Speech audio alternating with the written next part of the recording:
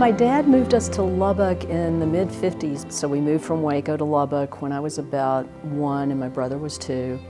And my first memory of Tech was with my elementary school going to a museum that must have been a museum of West Texas history, and I thought that was just the coolest thing. So I started kind of connecting the dots that this was an extension of learning, that universities were about the fun stuff that happens outside the classroom.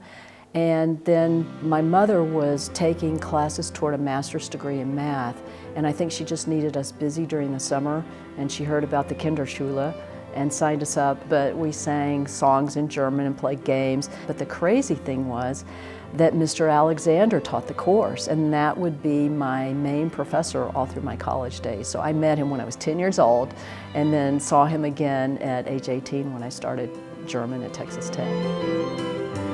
At the time I was there, the professors were extremely student-friendly. They were as interested in you as a person as they were in their subject matter.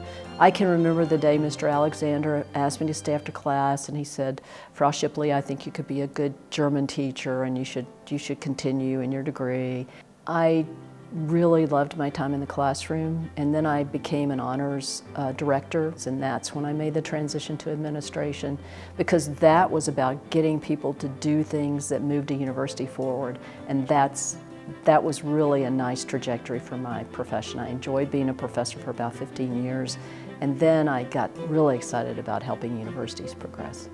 So I started my career at a large public institution, the University of Cincinnati, and I was there for about 15 years because you go through different stages of promotion. I wanted to get all those done, but I realized I needed a smaller place. So I went to NAU, Northern Arizona University, as Dean of Arts and Sciences, where it felt smaller, but to progress through the other steps, for my vice presidential position, I went to a small Catholic university.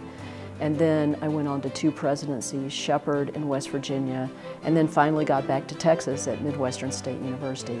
So each step gave me a different higher ed environment. Every university was different than the one before, so I saw my confidence growing by the time I became president, that I knew enough about universities that I could help them progress. What was so interesting was we joined the Tech system the day I retired. So the first board meeting was at my campus at MSU with the full Tech board, and the first thing they did was tell me goodbye. So it was full circle, it was over then.